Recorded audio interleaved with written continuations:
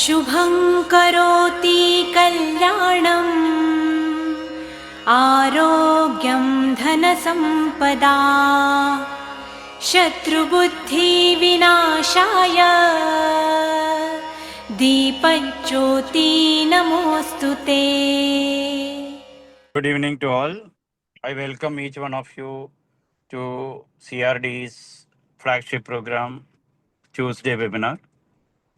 Almost every alternate Tuesdays, we do conduct this webinar. The main purpose of this webinar is to collect the resources from the resource people and put it to the website or to give it back to the principals and teachers, which in turn goes to the students. CRDE gives a platform to the teachers and the principals for getting the resources. I welcome especially Nudrat ma'am, today's speaker from Dubai. She's agreed to. She was telling that they are all on this vacation.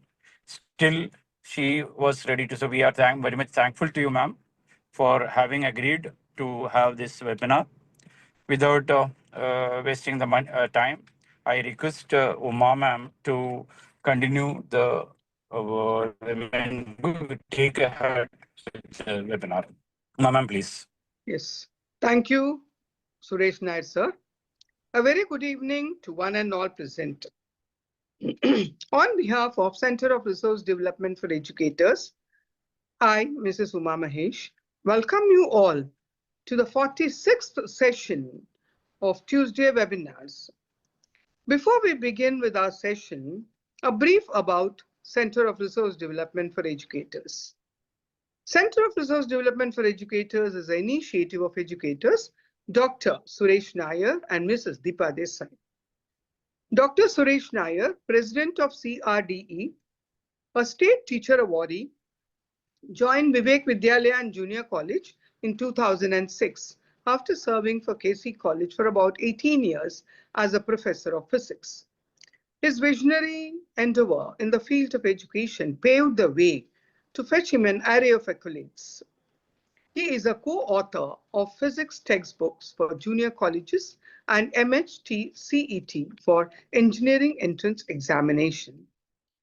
Mrs. Deepa Desai, Secretary of CRDE. Mrs. Deepa Desai has been in the field of education for more than 37 years and is a recipient of many awards for her work. She has been a former principal of Arya Vidya Mandir, Juhu, an ICSE board, the founder principal of Mahapragya Public School, Kalba Devi, a CBSE school in South Mumbai, and former head of IES Manik Vidyalaya. She is a woman of many talents. Her rich experience and as an educationist also made her an innovative and knowledgeable trainer for the CBSE and Sri Kelwani Mandal's group of schools in Sherpur, Dhule. CRDE is a platform where teachers and educators are manured to excel and mentor the student community through local and international mentorship. CRDE offers opportunity to experiment and implement ideas, innovations, and collaboration to achieve performance and continuous professional excellence.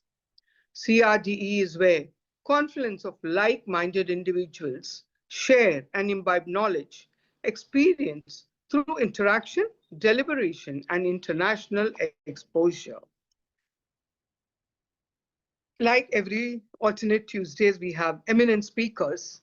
And today also, we have a very eminent personality, Mrs. Nudrat Azam, Head of Inclusion, Raffles World Academy, Dubai.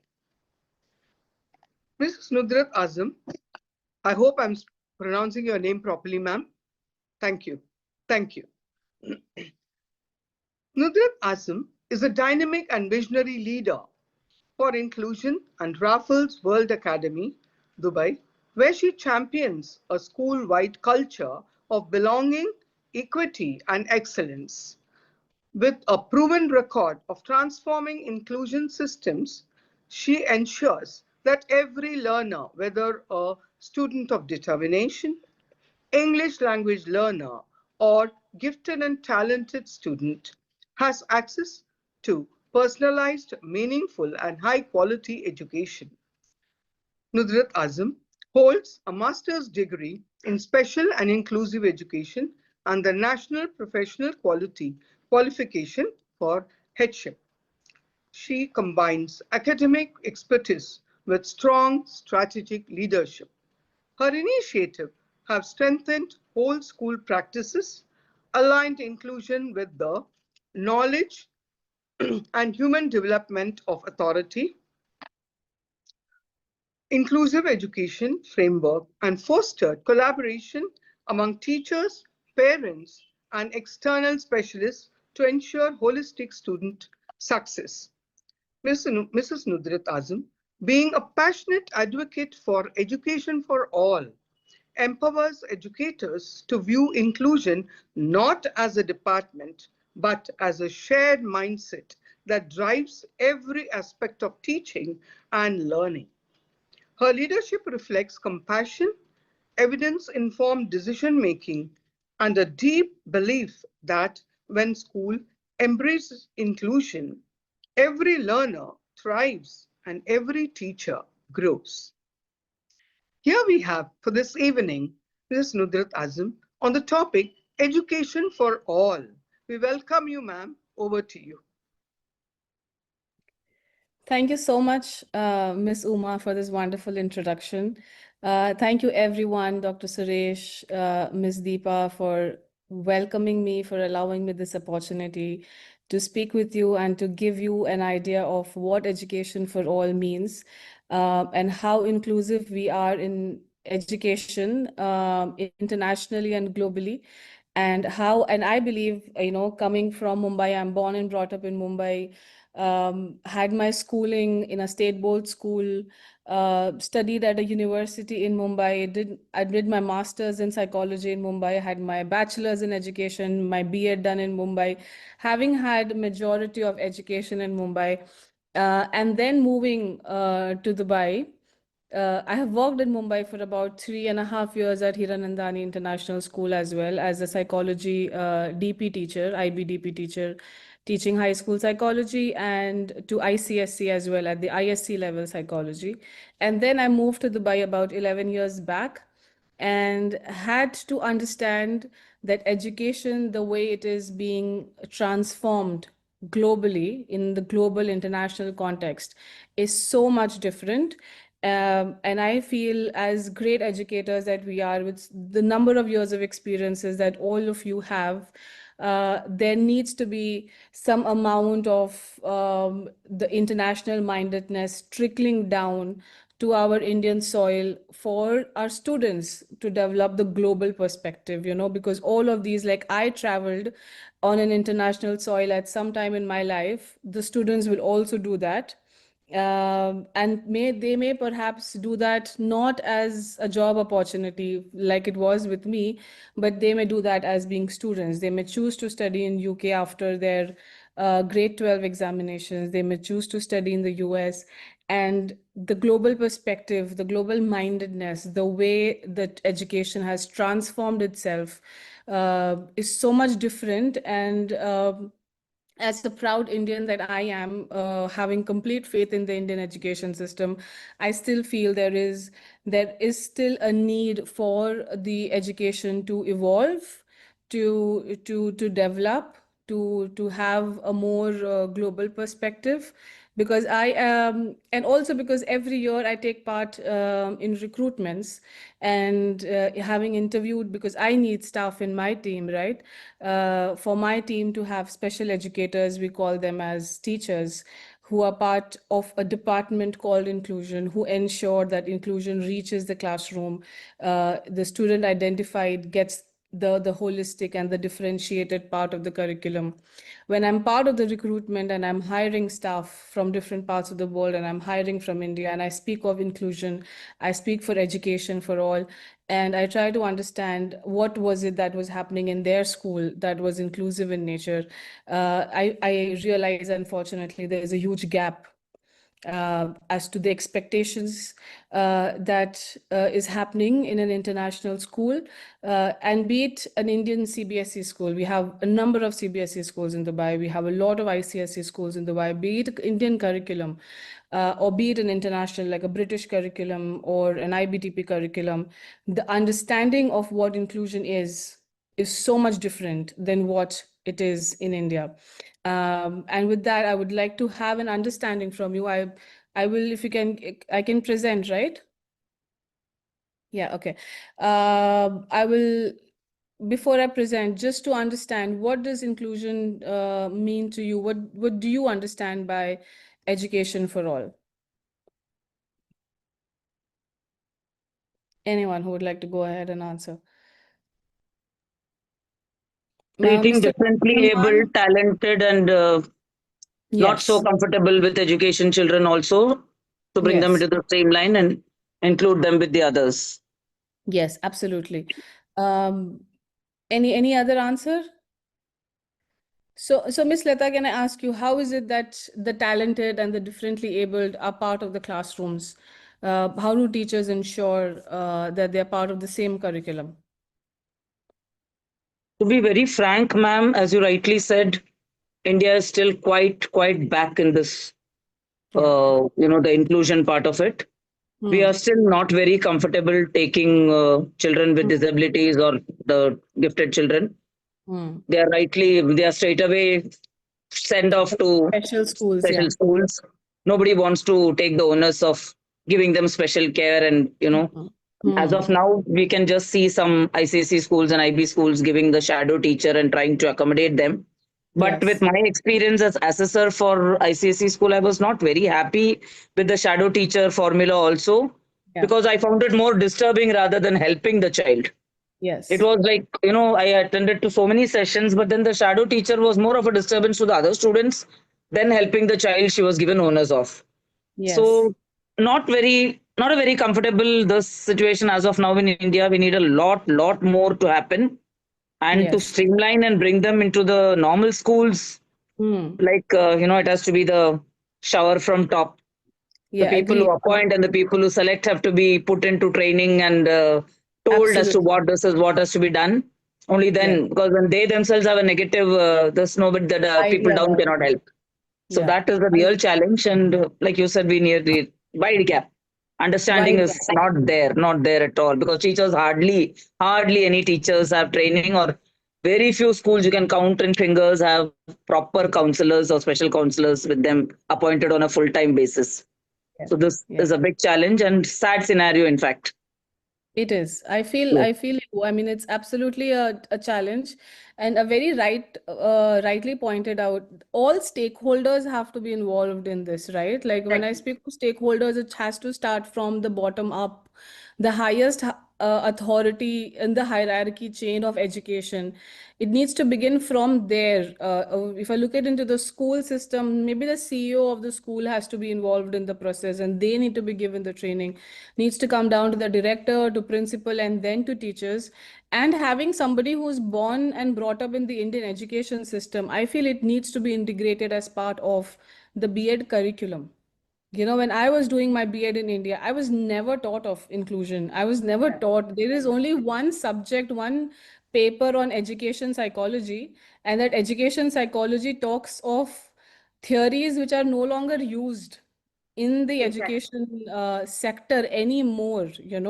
And when I did my research, so I just am part of a research group, and I was doing a research on why exactly there is a concern on teachers don't want to be inclusive in nature, right?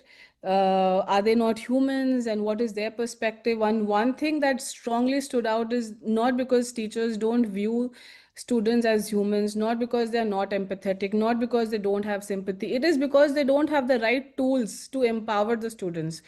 And they operate from a sense of fear. They feel if I don't know, what is the point of being inclusive in nature? And if I can't do the right thing, then I might just end up doing the wrong thing. So the child is better off in a special education school. But in Dubai, in the UAE, the whole of UAE, there is no concept of special schools. We don't have special schools. It is the regular schools that have to accept the student regardless of the need, regardless of the challenges. There is absolute zero tolerance for saying no to admissions. Right? So it has come from the highest up, the authority, the Ministry of Education, that came down as a policy and said, it's not allowed. We are not coming up with special schools. You have to, as a school, take a child with disability. We call them students of determination here. We don't call them with disability because we don't like to identify them with a disability. They are determined people. They are people with determination who are fighting every circumstance in their nature, in their pathway. So they are called people of determination. And if it's a student who's going to a school, it's student of determination. If it's an adult going to an office, it's people of determination.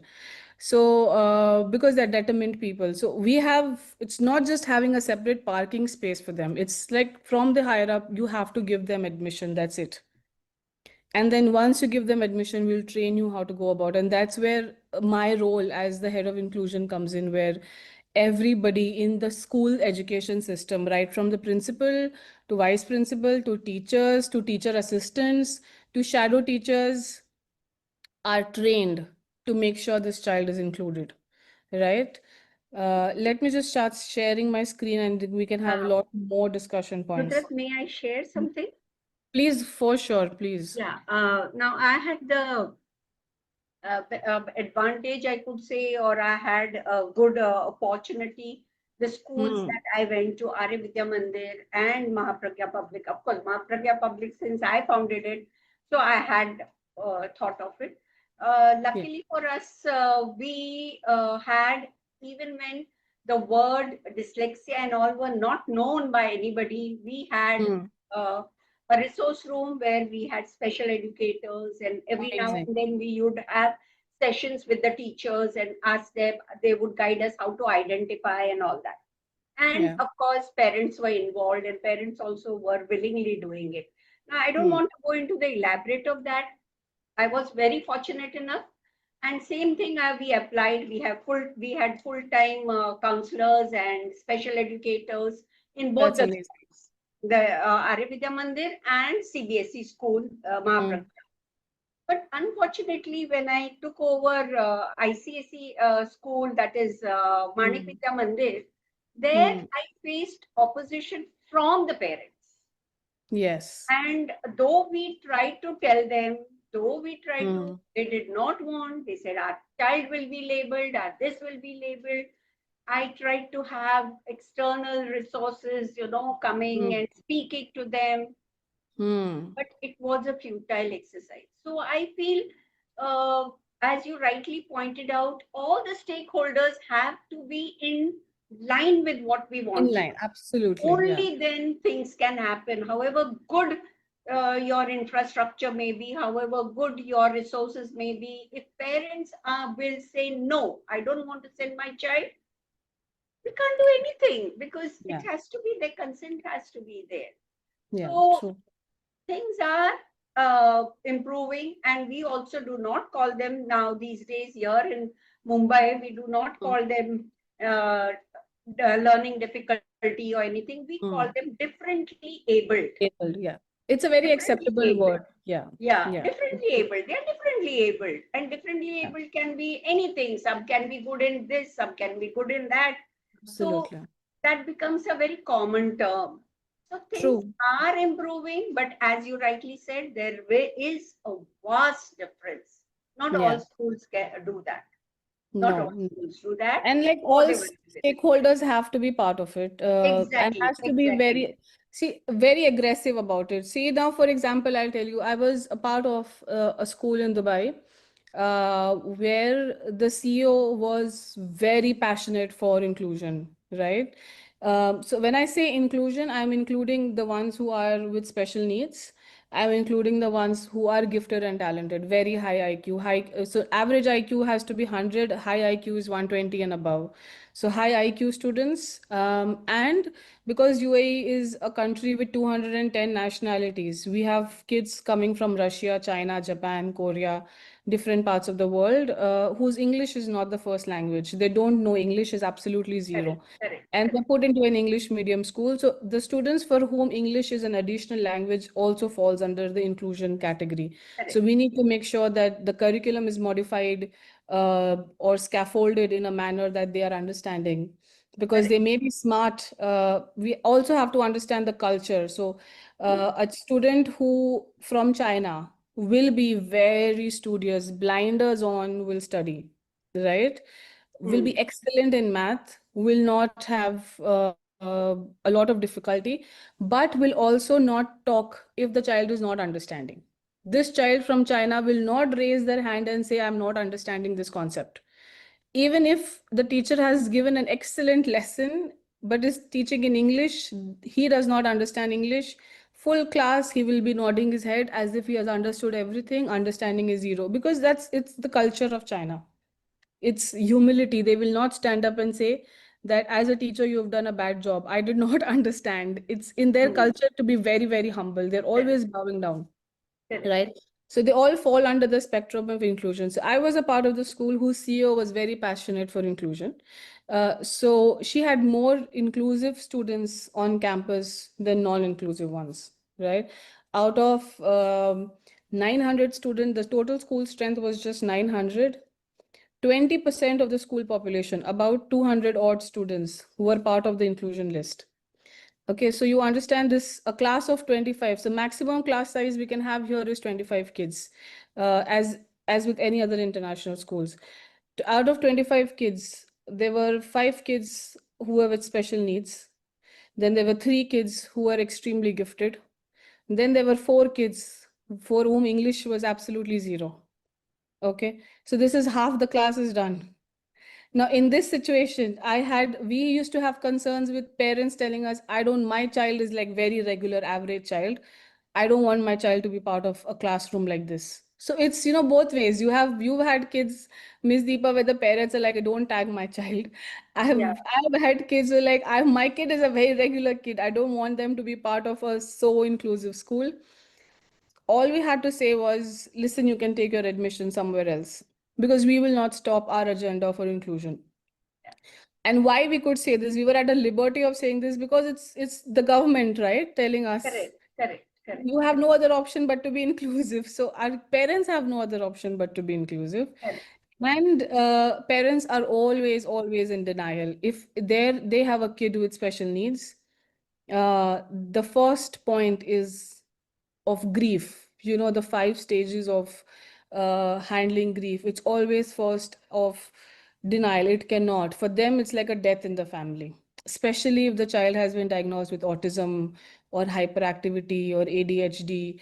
For them, it's like a death in the family. It's difficult for them to even listen to that word and to accept it and then go around it.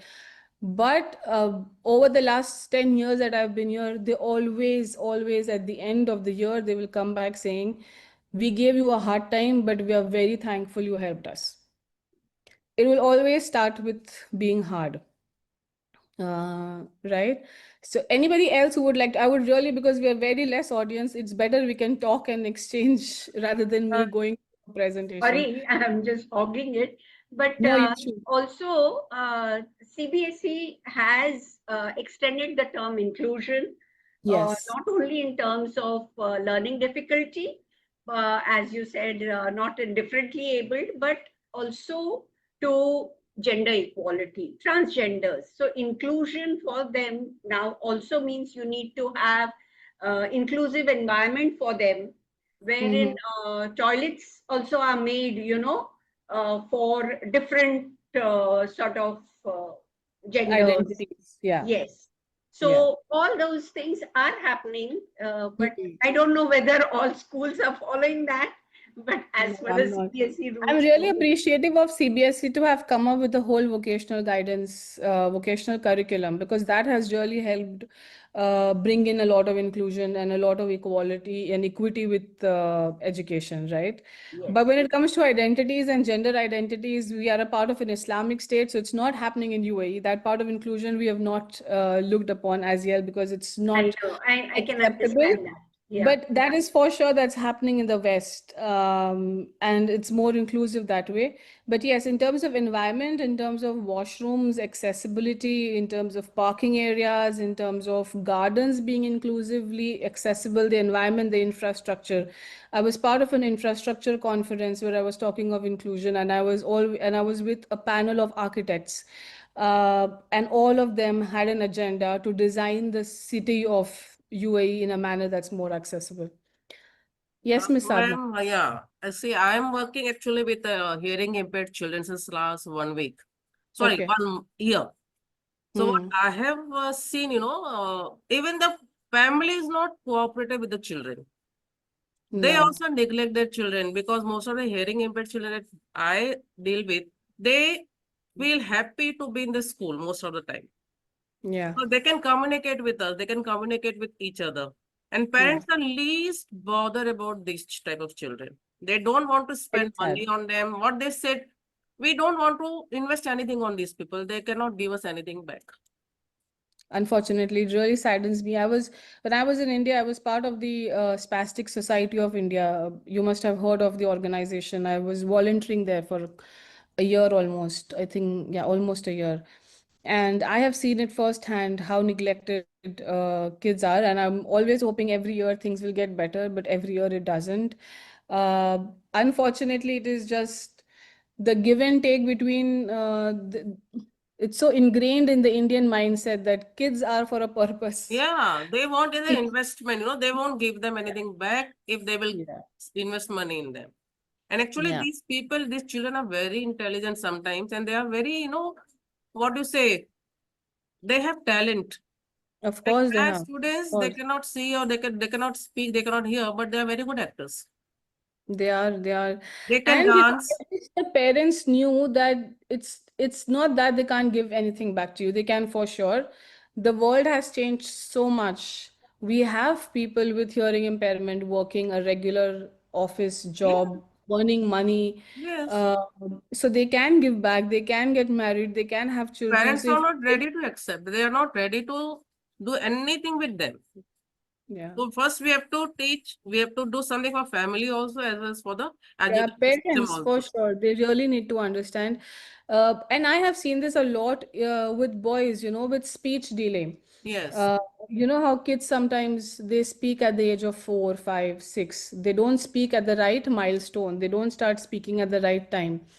Uh, and especially with boys, when I tell an Indian family that your child is with speech delay, you need to go for speech therapy sessions. It's not that this child will never speak, he can, but go for some speech therapy session with a speech therapist. The first response is, oh, he is a boy. लड़के तो देर से ही बात करते हैं ना.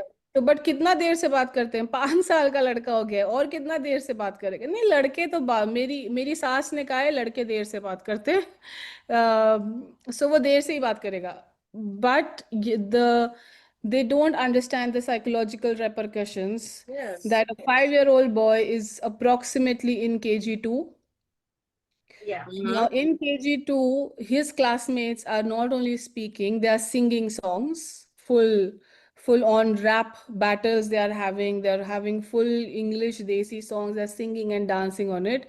And this, your child is just struggling to say, I want to go to washroom. Okay, imagine this child, how much this child is psychologically going through, but they don't understand. For them, it's like मेरी mother in law ने कहा है कि लड़के देर से बोलते हैं, मेरे हस्बैंड भी बहुत देर से बोले थे, ये भी देर से बोलेगा. That's it. Finish. End of story for them there. So there's a lot to change. I mean, as educators, I feel we can keep pushing the change because once we give them an information, it may be met with denial, but it registers somewhere. And as long as we keep registering, as long as we keep sowing that one seed of information, There will be one seed that will get implanted, and there will be one plant that will grow, because ultimately I feel as educators, all of us, we are working for the benefit of students. And if I have to fight with a parent and cry with the parent and hug the parent and explain, as long as बच्चे का भला हो रहा है, I'm ready to do all of this with the child. And it can just take years or months. But they have to, and also on a positive side, let me tell you, parents who are very accepting of the fact that the child needs help, they no longer stay in India. They move out. Very true. Because can I say something? Yeah, of course, please. Because one of the student in my school where I go as a volunteer, so when his parents saw he is not doing anything, means they cannot do anything more in this, just shifted him to USA. So they have Yes. some relatives, and there he is doing better than what he was doing in India. Yeah, because kitne resources available hai, you know, the amount of resources, the education that's available in this part of the world is numerous. Like I had a parent who had moved to Dubai from Delhi, had a very well set business there, very good earning family, but two boys, both with severe autism, severe autism, that even the regular school is not okay for them. They have to be part of special schools, right? Uh, but they moved because their relatives made their life a living hell. The mother had become suicidal. They're like, हमें कुछ समझ में नहीं आ रहा था, दिल्ली में there is no help available. The so many centers have come up in India for special needs, but all of them are just some or the other kind of a scam. They're not following the updated therapy techniques for what should happen exactly. And then with research and with friends, they realized that Dubai is a place which is really going forward with inclusion. इसलिए हम Dubai में आ गए. Even though things in Dubai for special needs is expensive, it's not cheap. No matter how inclusive we are as a country, we are expensive. But they decided to move here because the Indian society couldn't let them live with two boys with special needs. And it is the same with the ones who are supremely talented, the super intelligent ones also. When they go to school, they're high IQ. The teacher has started teaching a concept they have already understood. Right? Now this child is getting bored in class. Now what will this child do? This child will want to speak to his friends. This child will want to take a walk in the class. This child is saying, can I go to washroom 10 times? क्योंकि वो समझ चुका है, he's understood. And that's where we see behavioral problems. So then it is like the PTM meetings are like आपका बेटा सुनता नहीं है, वो टीचर को बोलने देता नहीं है, he's always troubling his friends, he's always taking something and doing something to them. I give him some work, 2 minutes के अंदर finish कर देगा. So the typical response is your child is smart but does not want to concentrate. But smart mein to then 2 minutes mein he has finished. It's a 30-minute class, a 45-minute class. So how will he sit for 45 minutes doing the same thing that you have done in the first 2 minutes? He did it in the first 2 minutes. Teachers don't give like an extension task is not given by the teachers that, okay, you've understood this, take another worksheet. Ye bhi samajh aa gaya, take a difficult. This also increase the difficulty level. It's called differentiation in instructional strategy, right? Increase the difficulty level if you want that child to be sitting down, or make that child your teaching assistant. Tell him to go and teach to others who have not understood. Exactly. But the teachers don't do that. They are like, every PTM meeting is your child does not sit down because he does not want to listen. He's naughty. The child gets 2 slaps back at home. Now this child then wants to underplay his intelligence. Imagine this child could have been raised as a super smart boy. This boy has realized with experience, if I show my smartness, all I get is 2 slaps in return. Let me not be smart. Let me be dumb. What, how is this child given the right opportunity then? Yes, Deepa ma'am. No, I was just relating with it because I had a student like that in my class. I had just joined AVM and Yeah. everybody told me, oh my God, you are going to teach that class. There is one boy, Vivek Ramamurthy. He doesn't allow teachers to teach. He's so disturbing. He's so distracted. This, And I realized when I started teaching, I could see the twinkle in his eyes, and I realized he has understood. I said, wow, it's wonderful. Vivek has already understood. Vivek, would you like to continue and Yes, explain it to the class?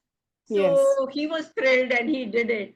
And then later on, he was in the class, he would, and anytime answer. And I would tell him, oh, once we finish the class, I'm free in this period. If you want to know more about it, I'll explain it to you, something different. And Yeah. in AVM, my principal at that time, Dr. 𝐄𝐝𝐮𝐧, she was of the opinion that we should have our worksheets ready of different, as you mentioned, Levels. Yes, So absolutely. it should cater to all All. children. So our first worksheet would be very easy. Then whoever finished it, we get handed over the Another second one. Yes. worksheet. So this all we would do. That's why I said I was fortunate enough. So Yes. when I joined Manik Vidya Mandir, I didn't know what to do when parents started. So I Yeah. just worked out. I told them, okay, fine, you don't want it to be labeled Saturdays when other children are not there. Hmm. I'll call the counselor. Let your Hmm. child sit with the counselor. Let your child sit with this thing. And they agreed. And then Hmm. management told me, no, counselor only for that child. Let the parent pay. All that. But Yeah. anyway, things were sorted So out. it really requires investment, these things, and investment Yeah. only comes when you're totally on board with the idea. Like even I remember when I was teaching in India, we had this child who, for his history assessment, he was like a grade 6 boy. He wasn't writing all the assessments, he were failing. So somebody in the school had this brilliant idea because they're like, oh, ye psychology ki teacher hai, let the child sit with her. So when the child sat with me, and obviously I know the exam integrity and the exam practices, I'm not supposed to give the answers. But I also know the background of why the child was struggling. So what I did was I read the question to the child. That's all I did. When I read the question to the child knew the answer. So whatever the child said, I wrote it down. And the child passed. For the first time, he passed with good marks. And the only exam he passed was the exam he wrote with me. So management understood, oh, maybe I am cheating. Maybe I am giving away the answers. And this way we'll have to, if we continue with this practice, then maybe we'll have to include the child. So they stopped bringing this child to me for assessments. And the child started failing. And at the end of the year, the management was like, we can't keep your child in the school any longer. Take the admission away. But this child clearly had learning disability. He had dyslexia, he had dysgraphia because he couldn't write. He had dyslexia because he couldn't read and understand. But if somebody was just reading out to him, he had already studied all of that. He was a smart boy. He needed somebody to write, and the ICSE schools have the provision of a scribe. You have a provision Yes, of a yes, writer, they right? have. They have, All of they this have. can be given if only the management is on board. It's not that the systems do not exist. Even from the Delhi Council, they exist. They The exist. management Yes, has to be on board to be giving these ideas, yes, to be allowing the staff to implement these ideas. yes. So, like it's not about equality, because equality then is like how the picture says, then you have to be equal, everybody standing on the same ground. But there is this child who couldn't give the exam, was failing because the management was like, nahi, ye to equality hona chahiye. Everybody will say कि हमको teacher के साथ बैठ के exam देना है. It's about equity, where it may not be fair. It's, we've given the child an extra staircase to stand and watch the match, how the picture says. But Yes. what is helping at the end is kids of all ages, of all types, being able to see the ground. It doesn't matter if you are putting them on the same ground or not. Okay, I think we've done this. Right. So this is another, the part of inclusion that will be part of the Sustainable Development Goal, the UN SDG goals. Tell me, teachers and educators, I mean, are you part of the UN SDG goals? Do you think they are happening in classes? Teachers are referring to it? Some of the schools, yes. Some Okay. of the schools it's happening, but I can't say that all schools it's happening. Yeah. Some of the schools give students projects and they ask them to find out, and then present it and let everybody know about it. But not, I don't know whether all schools do it. Yeah. Okay. Because one of the UN SDG goal is quality education. You know, it is where it's number 4. The SDG goal number 4 is to ensure inclusive, equitable, and quality education. And this is India is part of UN. So this very much should be the part of the agenda for Indians and the Indian schools and all the Indian educators and principals is to have quality education. And when we speak, and we are all in agreement that quality education is not 100% pass rate. It's not just that. That's great accolade for the school, and teachers must ensure that every child sitting board exams should pass with great colors and flying colors. But it's also including people including students with special needs, those of with determination, and also those who are extremely bright and extremely talented with very high IQ should also be given that benefit and that advantage to promote the lifelong learning and to give that love for education. Because when I speak to students, what do you want to be in the future? Nobody tells me they want to be teachers anymore. And this has become a trend for the last 15-20 years. It's not a very recent thing. Even when I was in school, I don't remember saying I want to be a teacher. When my mother has been a principal all her life, right? I never once said I want to be a teacher. Education industry pulled me towards itself. It was like by force. I had no other option left but to be a part of that industry. But if I speak to anybody in today's time, bright kids, if I tell them, why don't you become educators, professors, lecturers, they don't want to be that. They absolutely don't want to be that. And it's just so evident during the recruitment. When I sit for recruitment fairs, when I'm interviewing teachers, I don't see the quality teachers anymore that's wanting to be part of education industry. They all want to be doing it as morning 7 to 2 and 2 o'clock off and therefore going back home, and it's a great relaxing time and they will be able to give time to the kids. Or it comes with free education because some schools said if you're a teacher, your child will study for free, so it comes as a free education for their kids. But it's the love for education by itself, the love and the passion for students is it's slowly diminishing. um, and we don't see great quality passionate teachers coming in. When education as an industry, schools have become hectic. They're no longer what it used to be.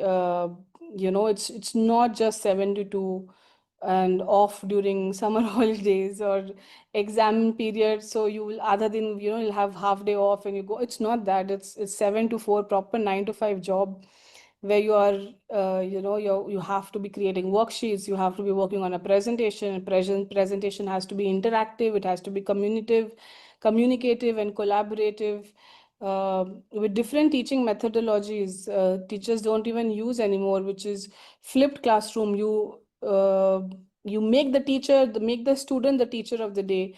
They will prepare the lesson and come, and they will take the lead in teaching, what we call as flipped classrooms.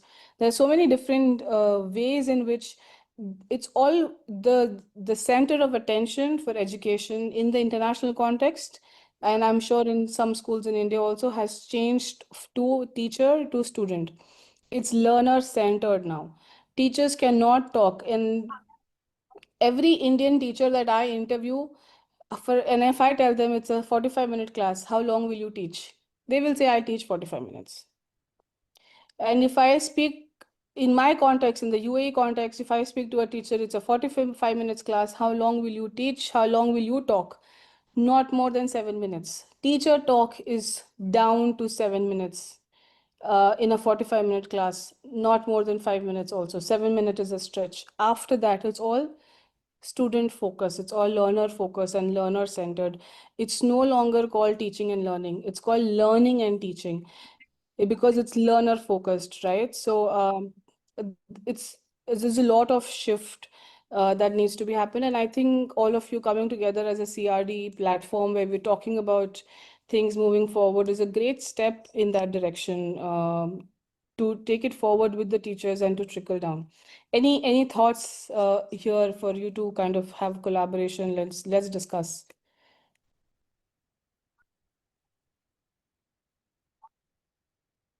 What do you feel as teachers, principals? if you go to a lesson observation, do you see teachers talking 30 minutes, straight, or do you see a lot of collaboration discussion happening?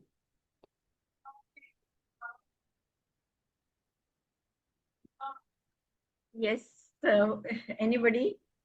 Yeah, we do see a lot of interactive classrooms these days. Okay. I think there is a paradigm shift.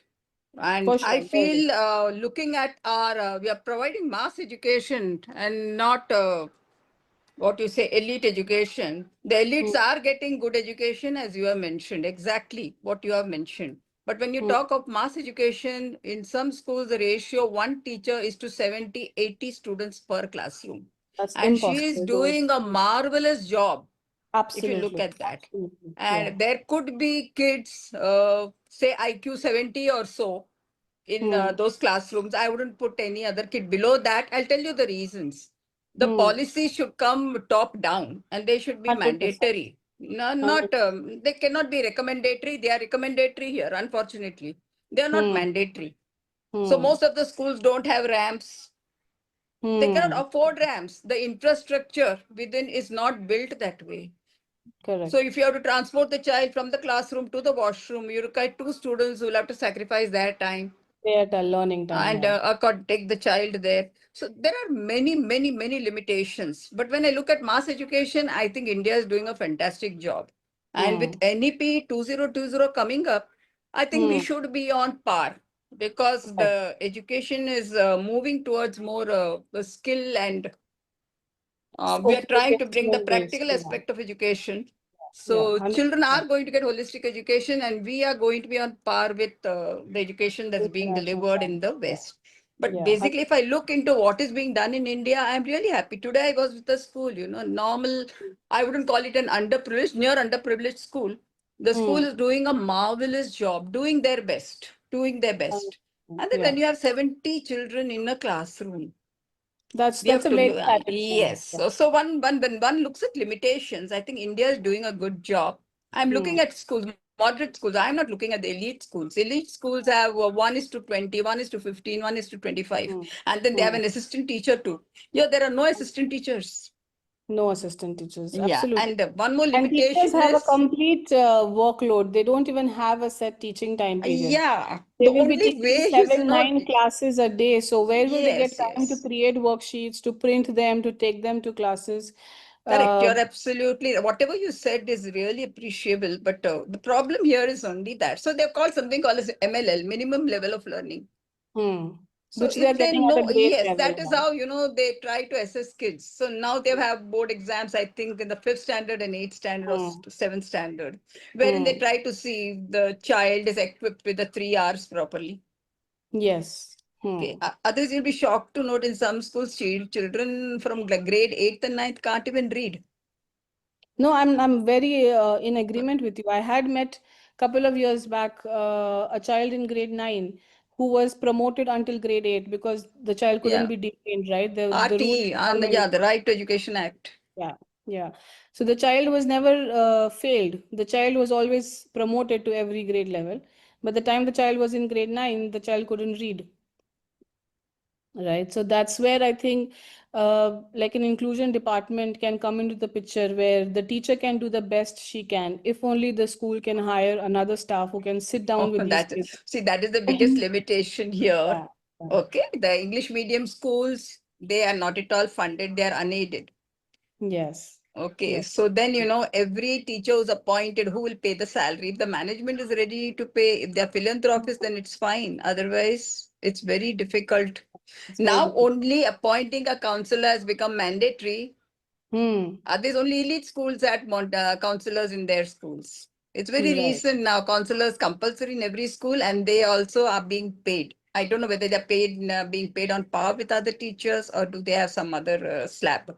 No, they will not be paid at par with the other teachers because So they're essentially considered a staff without teaching periods, right? yeah, Usually given cover lessons yeah, because other teachers are busy teaching throughout. And the class size is a big hindrance correct, to correct. quality inclusive education in India. With 70 kids, you cannot.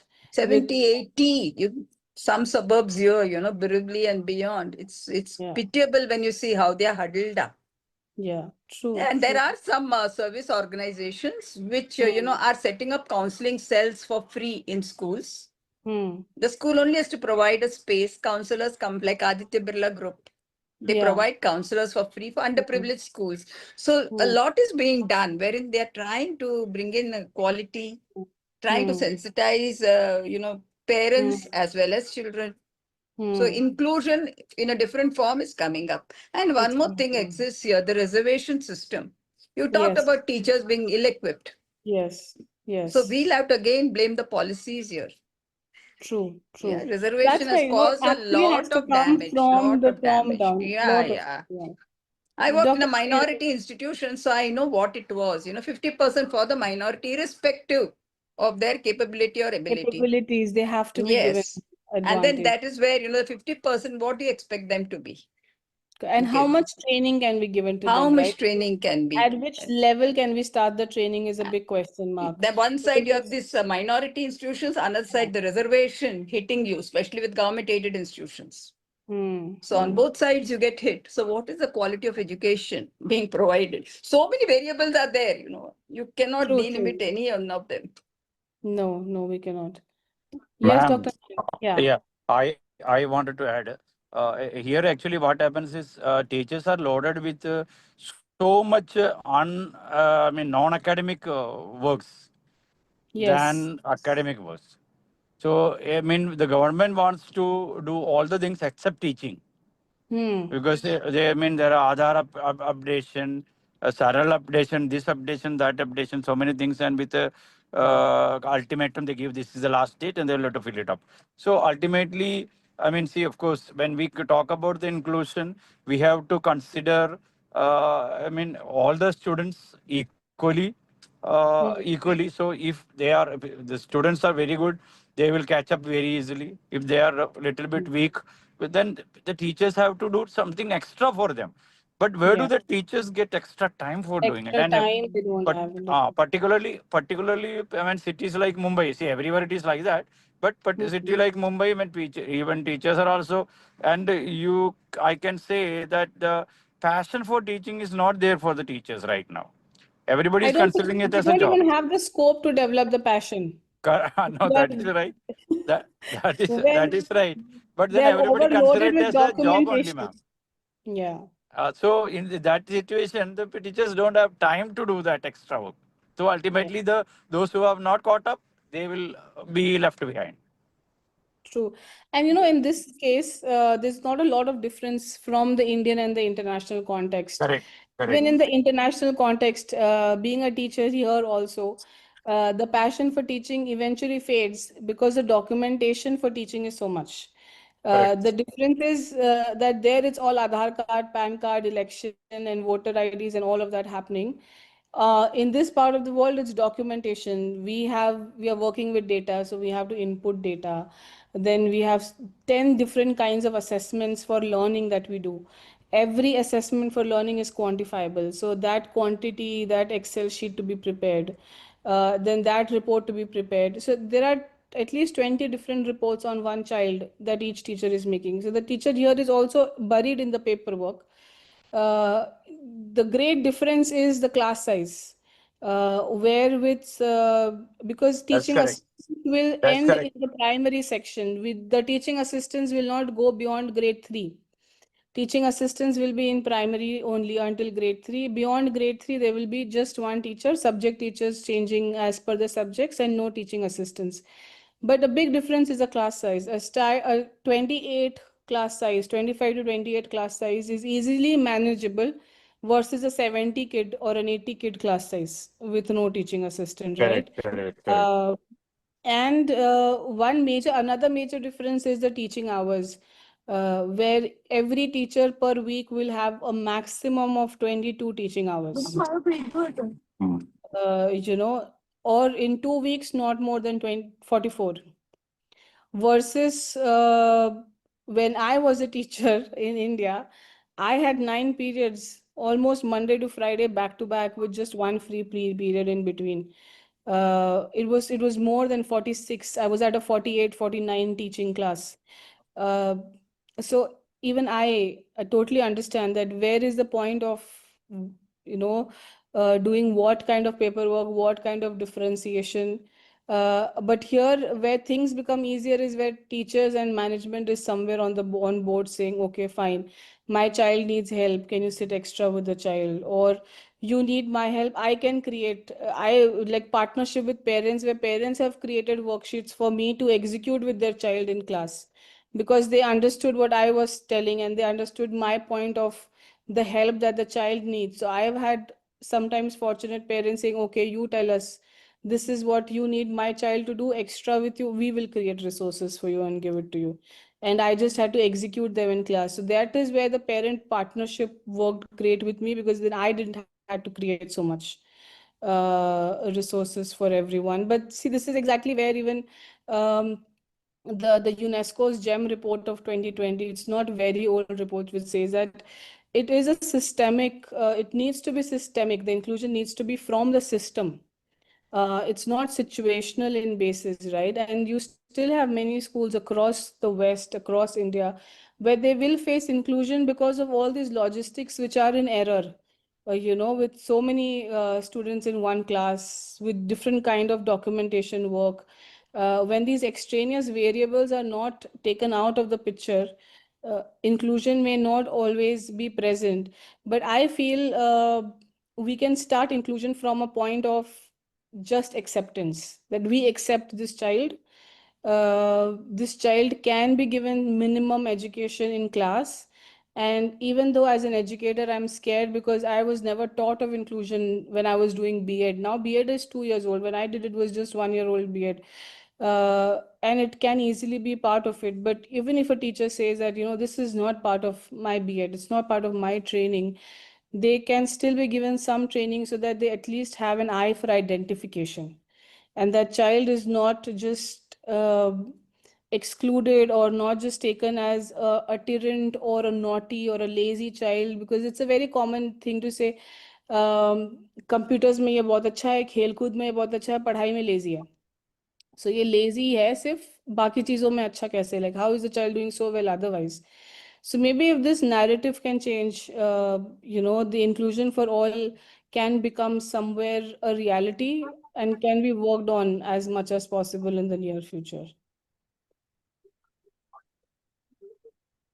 Yeah.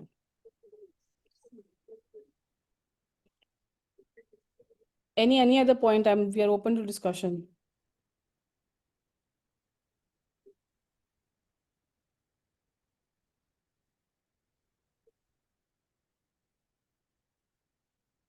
Right, so strategies are universal design of learning. It's called UDL. Differentiation, we're all aware of. Scaffolding, we're all aware of. Can you just give me a difference between or an understanding of what differentiation and scaffolding is?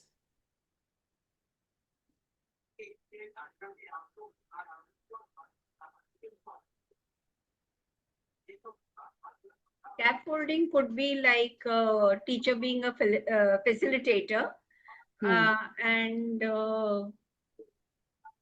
just guiding and being there as a support system. Okay? And secondly, you said differentiation, no?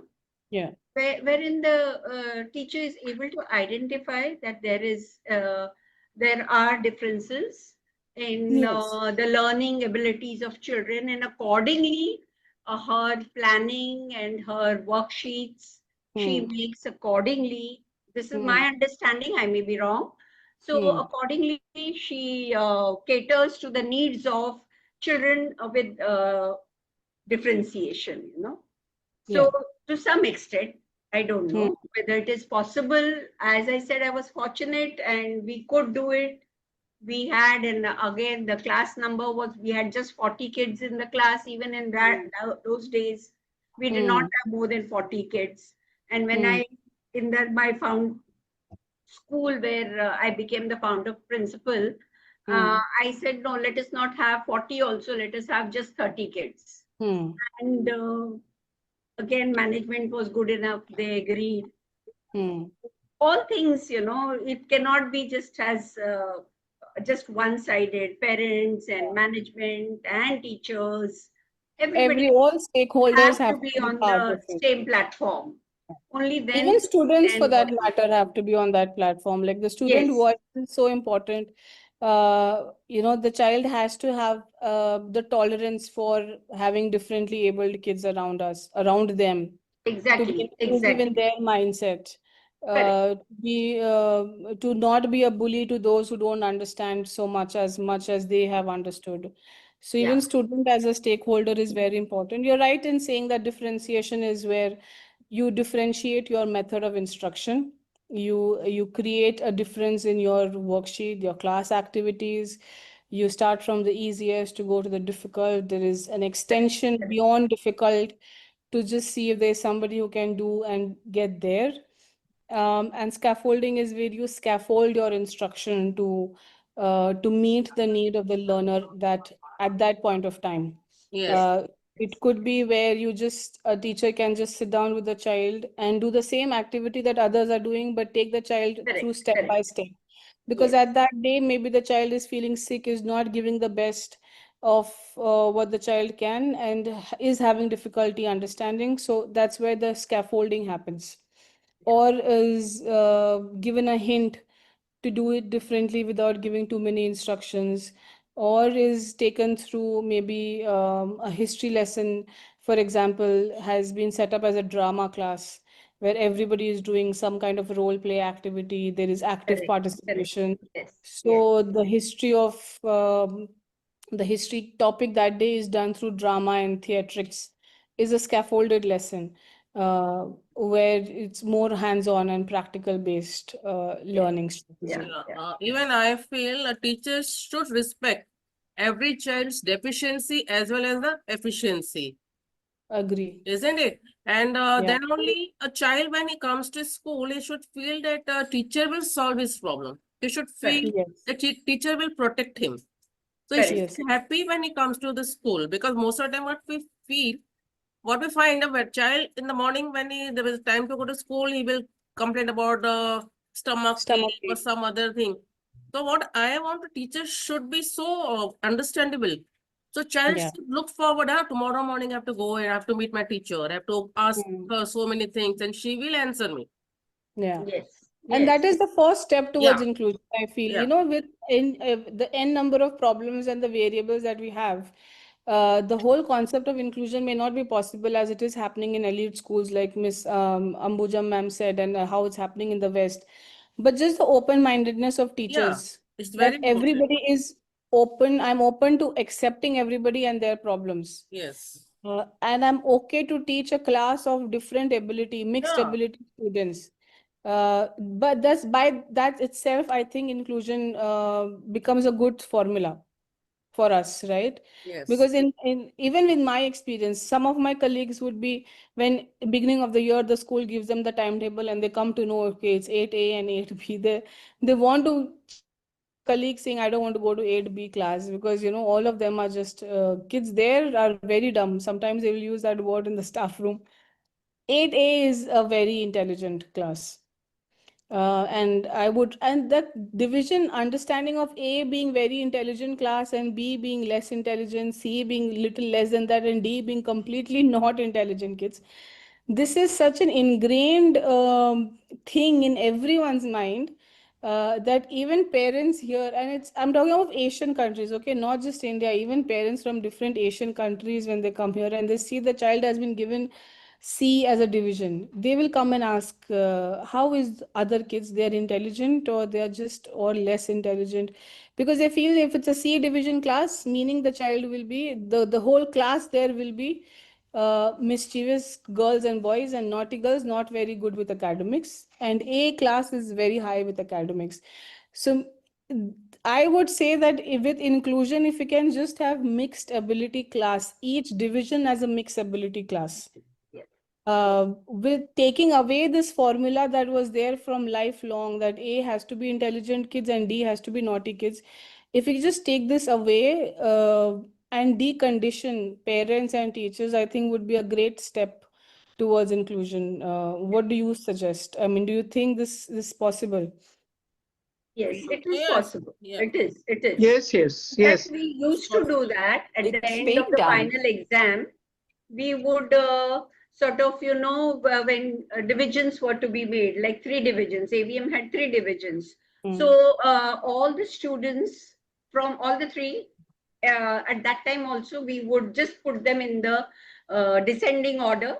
So first, like say 90% student, 1 year, 1 year, 1 year. So in this manner, it would be a heterogeneous class. Class, yeah. Never was Heterogeneous, a class a where homogeneous group, you no. had Yeah. all the bright children. And we always used to have an orientation meeting before the academic year started, where we would make it very clear your child was in this division.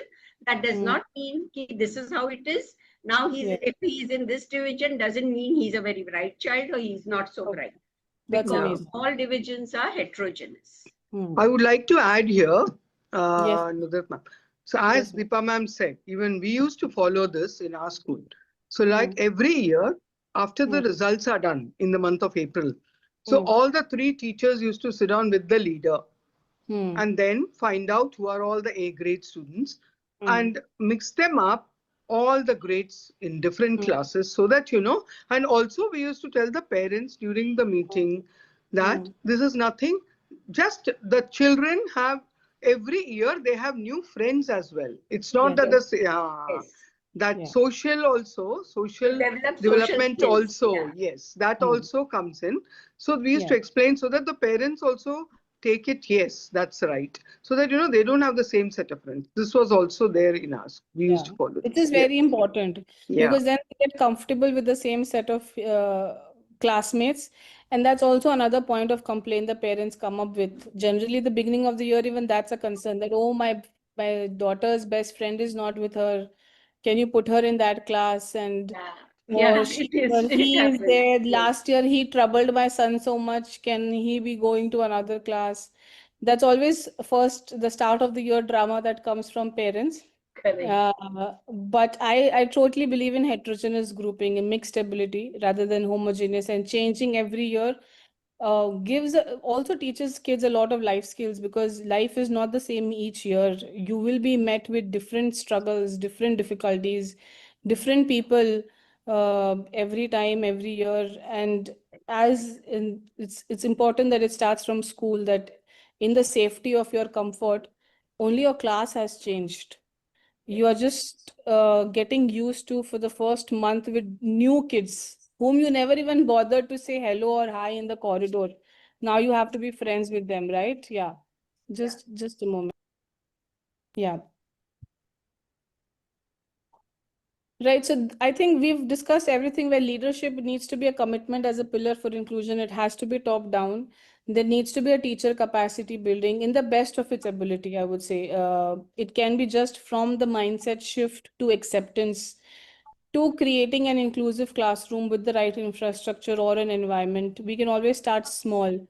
The flexibility of the curriculum, because until grade 8, grade 9, we don't have to necessarily follow all the topics.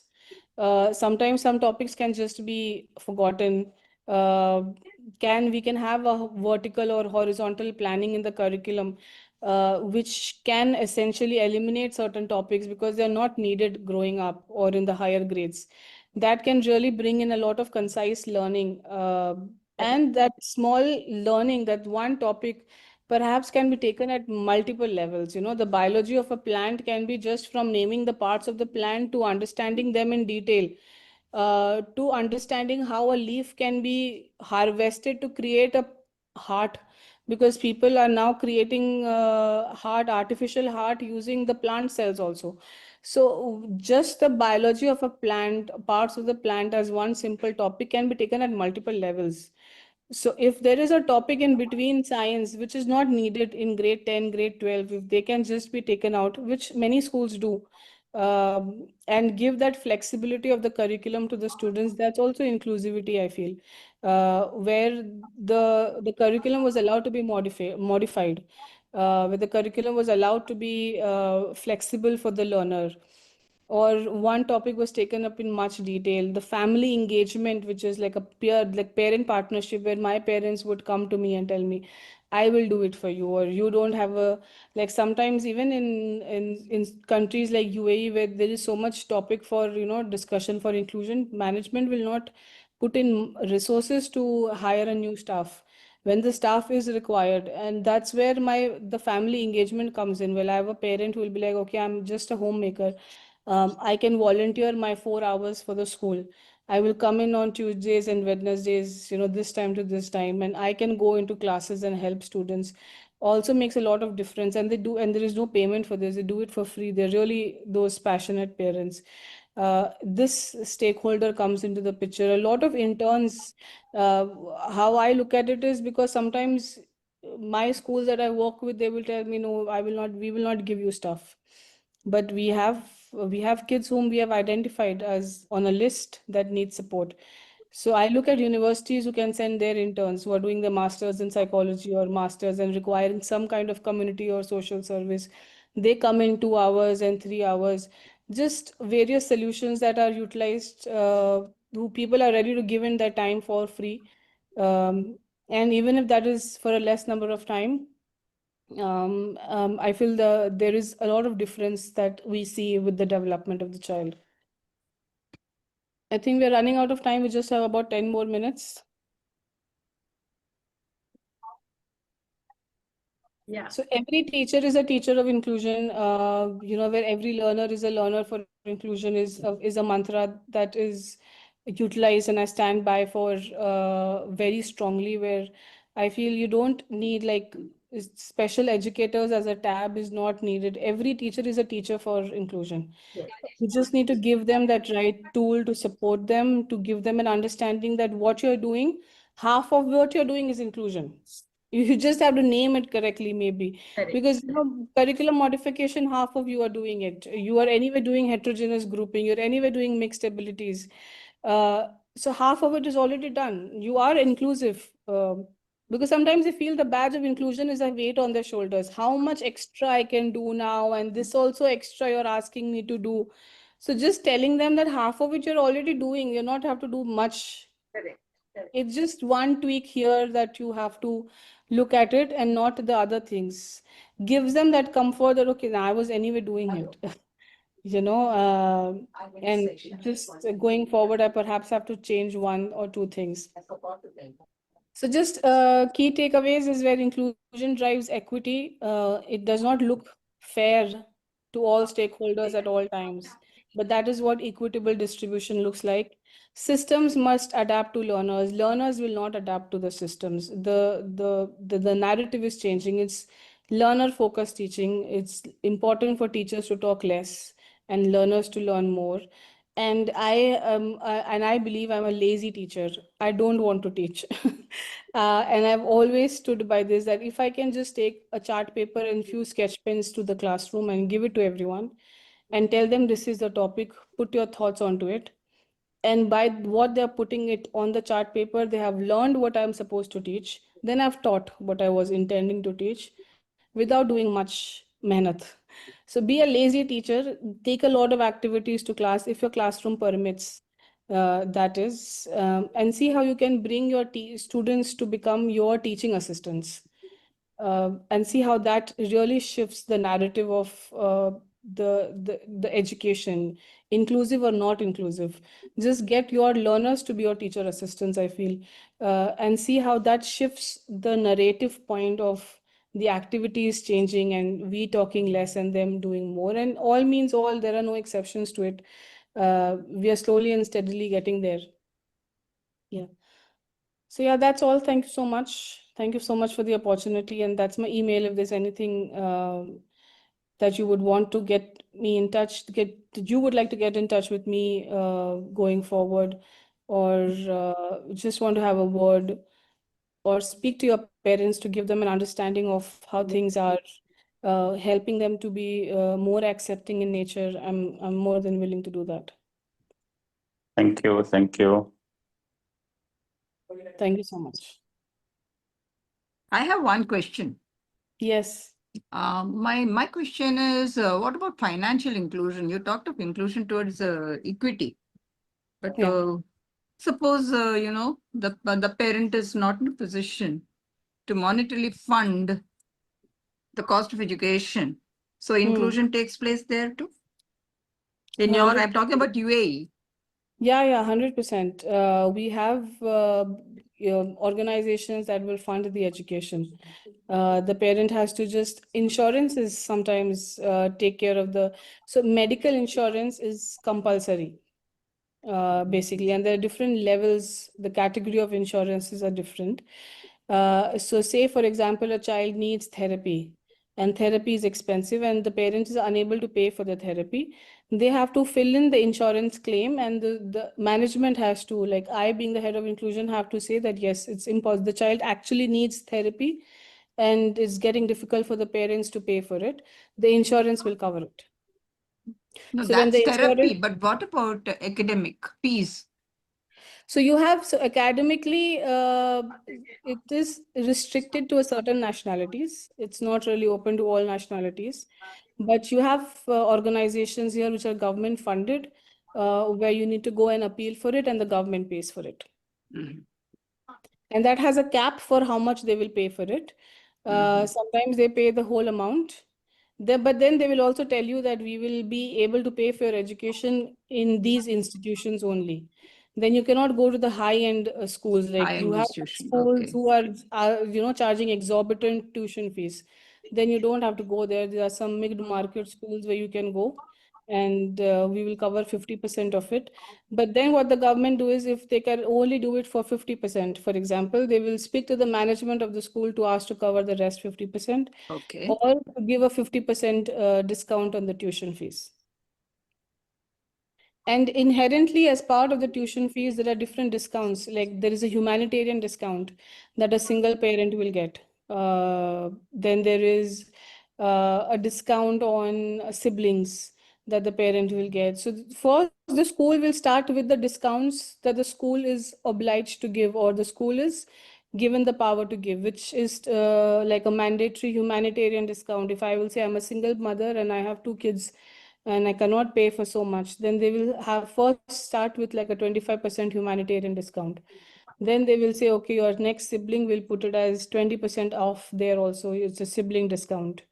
Then they will add another 5-10% saying, okay, this is something we will give from the government side on their own. So then it essentially comes down to like a 40% discount on the tuition fees anyway. Then the uniform can become free. These are all in the hands of the management. They don't have to take approval for this. They can give uniforms for free. They can give books for free. Activity fees is different. They can make the activity fees free. So all the trips and everything the child can go for without paying extra. So all of this starts from here. Then after this, whatever the amount is left, even that the parent can't pay, then the parent can go to the government and appeal for it. Then they will put in picture. Yeah. It is really good. All these facilities are really good, Yeah. Yeah, that's humanitarian discount is something Yeah. that really works. And schools essentially, like basically what says is like the Knowledge Human Development Authority, which is the KHDA. It's a regulatory body for education to ensure the educations are happening. The delivery of education is systemic and is good in all schools. So they go for inspections in every school and they will check and they will give each school a rating. So the rating starts from weak to outstanding. If it's a weak school, the school cannot function. The school has to shut down. The school cannot be rated weak at all. Acceptable schools, you have to be basically starting at acceptable school. Uh, and then outstanding. So depending on the rating of your school, your tuition fees also can go up. It's a percentage given to you by the KHD. Okay, for an outstanding school, you can hike your tuition fees by 10-20%. So they do that also, and every year KHD will say, okay, now this year uniformly all schools can increase the tuition fees by 10%. So there is one tuition fee fact sheet that is there on all school websites, mandatory. They will say KHD approved fees is, for example, 40,000 dirhams. But the school, we will, as a school management, we have taken a decision to start the tuition fees minimum at 30,000. So they anyway start with 10,000 less. And on that 10,000 less, they will give you humanitarian discount and then other sibling discount and all of that. Then the remaining amount, whatever is left, even that you can't pay, then you can approach the government, but that is honestly, in all fairness, that is only restricted to Emiratis, the locals, the citizens of UAE. It's not so much as expats. Like all of us, we Indian, Pakistani, Sri Lankans, in different parts of the world, we're living here as expat. So we do not have the authority to claim this money from the government because you're not a citizen of UAE. If you're a citizen of UAE, you're an Emirati, you're an Arab local person, then you go and claim this because you're not able to pay for it, but not otherwise. So, but for this, for parents who are here unable to afford, then they also have set up schools where it is they are government funded schools. They're funded by the government, and the fees is as less as 500 dirhams, which is about 500 dirhams is about 10,000, 11,000 rupees. So as less as that. So even the ones who are taxi drivers or the less earning member can send their kids to school also, and that school will also have an inspection from the CRDE. So the quality of education there also has to be minimum acceptable, good to very good. It's not that because it is government funded you can do anything in the school and it's poor quality education. It's not that. They will ensure the quality of education is there. Yeah. Any more questions? I hope I was able That's to help really you nice, Nudrat there. ma'am. That's really nice. The quality checkup is what is lacking here. Yeah, it's If great that had quality. been there, we would have seen a vast change in the whole system. In fact, that is badly lacking. There's hardly anything, no quality, no checking, nothing. You're the boss. That's it. Yes, That's here a bad only thing. quantity. Here only Yes, quantity only checking is. quantity. That's Yes, sad thing. quantity. Some Mass checkup had been education. there. Yes. That is true. That is, if the checkup is very important. It's not that if there is somebody who's come for checkup should not just eat samosa and go away. It is, we are really scared of the checkup. Everybody here, regardless of which school you are in, once in a year they will come for checkup, and they will tell you they're coming for their inspection 1 week in advance. Only 1 week's time they will give you. They will not tell you, okay, 2 months time, it is your time that you can prepare yourself. No, they will give you 1 week's notice. They will send you an email saying next Monday, one Monday to next Monday, they will give you time. One Monday, they will send you email. Next Monday, we are coming to your school. They will come for 3 days to 4 days, depending on the school strength. If it's a 9,000, 4,000 school strength student, they will come for full week. If it is 1,000 student strength of the school, they'll come for 3 days. So they will say, we will come for 3 days. They will be in the school before the teacher comes into the school. So the school is scheduled to start at 7:30. They will be in school at 7. And they will check everything. They will check from how the buses are coming in, where the buses are parked, how the kids are getting down from the bus and going to the classroom, who is there in the classroom to monitor the child. Every little thing they will check. And this is informed. Then you have other inspections like the government inspection. We have the compliance visit from the Ministry of Education. They will come anytime. One day in the morning, they will come and stand. They will not tell you we are coming. And compliance visit is where they will check the documentation of the teachers, that if the staff has been hired as quality staff or not, they are educated or not, their education degrees are maintained or not, how is the admission happening, admission paperwork, have you given admission to everybody. There's a lot of compliance documents we have to maintain, many different kind of compliance document. Each department maintains a compliance document. Like inclusion will maintain its compliance document, English, math, science will have their own. So this is a document that we have to forever maintain at the best of its quality, because this visit will happen anytime and we will not know. And if it is something that they don't like, they will only do two things. If it is severe, like it's something which you have made a major blunder, then they will give you a fine up to 50,000 dirhams fine. They will give you immediately, which you have to pay. There is no paying. If it is, it's not, it's okay. It's like it's pardonable. Then they will write a warning to you that we saw this in the library. Like they will go into the library, they will check the library books. The library books have to be maintained and it has to be in good condition. It cannot teach anything which is, wrong for the child, wrong age. Like a primary kid should have primary level library books access. They cannot have an adult library book access. So if they see this happening, then they will write you a warning email saying that in 3 days time, you have to rectify this. Then 3 days later, they will come and check again. If you have not changed it in 3 days time also, then they will give you 10,000 dirham fine. But if it is something which they have seen, which is like absolutely wrong, you have not, then immediately they'll give you fine and they'll go. So it is very strict. Like we have to be on our toes, doing the right thing, and otherwise we'll be fined. And then some management will be like, no, like if, for example, it's my department and I made a mistake, and because of me, the school got fined, for example. They'll be like, because of you, we got fined. Why did we put you in place now? So we will deduct this from your salary. So they will be like, why should we will pay it, but we will deduct from your salary because we appointed you as a responsible person, right? And what is the point of you getting so much salary then if you can't do this job well? So we will deduct. So that regulatory authority, the inspection is super strict here. That enhances quality. If you know it is going to be done, that enhances quality. Here, even if inspections are happening, people feel that there is a way around it. We can get it in our favor.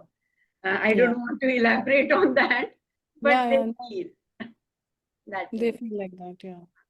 So it doesn't happen in ICSE and CBSE schools that much, but state board schools, to some extent, it does happen that way. They can get the verdict in their favor. They can get by whatever means they.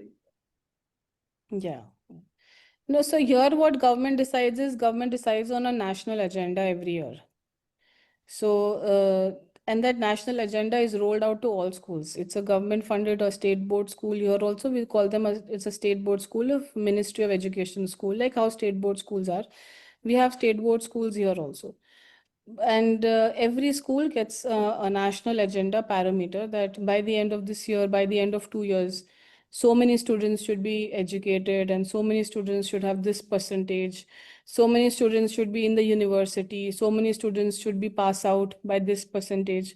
We get a proper agenda from the government. And they come to check if the agenda is fulfilled or not. Then they will write a report and everything that on the national agenda parameter, XYZ school is doing very good. On the national agenda parameter, so and so school is acceptable. So if it's acceptable, then they will go there 2 times in a year to check why you are acceptable, because it's a national agenda. Then you have to be part of national agenda. How can you not be part of a national agenda? Then do whatever you want to. You bring investors from any part of the world. You make sure that the national agenda is fulfilled. So 1 year, the government decided our national agenda is well-being. We have to make sure the parents and teachers and students are happy. So the school had to do everything to make us happy. Be it staff picnic, be it chat parties, be it, mental health day or holidays, or we have had to be, the management had to be sure that we are happy. So then we used to get inspections and surveys from the government, anonymous surveys that we had to fill. Inspectors would come and talk to us to understand how happy, is this all fake or it is the culture of the school, or this happened because we told them to happen. They will do all of this investigation, then write a report. Okay, no, this school is good in happiness index, like that.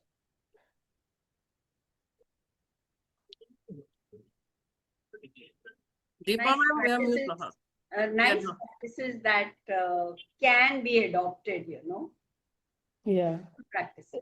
Maybe then that way the management in India also can have once in a year kind of agenda that this year as a school we will focus on this thing. Yeah. So then their financing, their budgeting and all can work around that year for that focus that they have. Maybe it will not come from the nation, from the education board it will not come, but as a management from the CEO to principal, we can decide that every year, this year our agenda is inclusion, for example. So all our, trainings, our resources and everything will be utilized for inclusion. staff picnic we will not do this year because that money we will do for inclusion. Something like that, yeah, can be taken as a practice forward. It takes some time. Yeah. Challenges are there in India, as Yeah, 100%. Ambujam ma'am already pointed out. There are Yeah. a lot of challenges. See, I don't know about the other parts of India. I'm talking about Mumbai. I even don't know other parts of Maharashtra. I'm talking about Mumbai. A lot of challenges are there, and so it takes time to, as I said, not everybody can be fortunate. Not everybody, but we need to start at the starting line. Slow and steady will win the race. We can be slow as long as we are in the race. Correct. And also the acceptance has to come for the management, the parents, the students, the teachers, as you rightly said, all the stakeholders. They need to understand that this is the need of the hour, and we need to work towards it. Yeah, 100%. 100%, yeah. I think anyone has any query, any questions? Anyone? I don't think so. Nudrat ma'am has explained everything so beautifully. So no, thank you for bringing a great audience. I mean, I really love having like a small group, more discussions. And all of you are such great experienced educators. I am absolutely nothing in front of you all. नहीं, ऐसा मत बोलो, ऐसा मत बोलो. Very young, very little experience. As we say, no differentiation. You are good at one thing, we may be good at another thing. Absolutely. What I am good at may not be, and what you are good at, I may not be. Absolutely. So, each one, as I always believe, each one is a leader, and each one. So there is no thing ki only one leader. Everybody can be a leader in a particular aspect. All are in the same boat, ma'am. That's a good answer. Only thing is that someone may be in front and someone may be in the back, or someone may be in the middle. So depends upon the position. Depends upon the position. Exactly, sir. Sir आप खुद सोचिए, जब आप principal थे और किसी को delegate करते थे कुछ काम, तभी आप इंटरफियर करते थे. You all left it to that person, so that person was a leader for that particular event. Yeah, but no, only thing from that type of work, but I have found out one thing, particularly from a government aided institution, but because the situation or the condition in private and government aided institution entirely different. Really different, yes. So, but as far as government aided schools are concerned, see, people are ready to, majority of the people are ready to do the work, but they should be told to do it. They will not do on their own. Yes. Because they don't have to show their proficiency. Even if they don't do anything, their pay will be coming to the bank account on 1st of every month. So, but at the same time, if you allocate some work to them, they will be ready to do the work. But again, I have followed one thing, that whenever I used to allot some work to them, I have given the full freedom with the one condition, that if everything goes well, it is because of you, and if something goes wrong, I will take the responsibility. So they used to. That is a trust. That's more than freedom. They used to do it because they don't have to worry about it. No, if they do it and if they win it, then it is. For them it is this thing. A good thing. No? But if they don't do it up to my satisfaction or up to the level of satisfaction is required, then definitely I said, you don't worry about it. I'll take the responsibility. It's because of me, not because of you. So courage I have given to them. You do it. Bindas karo. Jo bhi karna hai, bindas karo. Don't worry about the result. That must be the way. That must be the way, I think. Otherwise, karo ye kiya nahi to then ab waisa karenge. Then if you put that all conditions, then they will not do it. Nahi, sir. Then nobody thinks for themselves, na then. Correct. Basic management का फंडा ही वो है ना, sir. Praise in public, whatever you want to tell them has to be private. Yeah, true. The same thing with parenting, Correct. Support them in public and rectify them in private. Yes. Yeah. Yes, Uma ma'am. Yeah, okay. Yes. Thank you, Deepa ma'am. At the outset, let me sincerely thank Mrs. Nudrat Azam for a wonderful interactive session wherein each one of us could participate and share our experiences and also compare Dubai and Mumbai. No, as I said, only Mumbai, as Deepa ma'am said, because we are all in Mumbai. So there is a lot of difference, yes. But then, yes, there are schools, as I told you, we have started inclusion, though it may not be like if nobody is aware of whatever we are doing. But yes, we are doing it. But yes, to a large extent, it has to grow and grow. Thank you so much, Nudrat ma'am. And I thank all the mentors, ambassadors, coordinators who are present here. And thank you once again for a wonderful session. And I sincerely thank Dr. Suresh Nair and Deepa Desai ma'am for giving me this opportunity to host the webinar. Thank you. Thank you, ma'am. Thank you. Thank you. Uma Thank you. ma'am, conducting it so wonderfully. Yeah. Thank you. Thank you.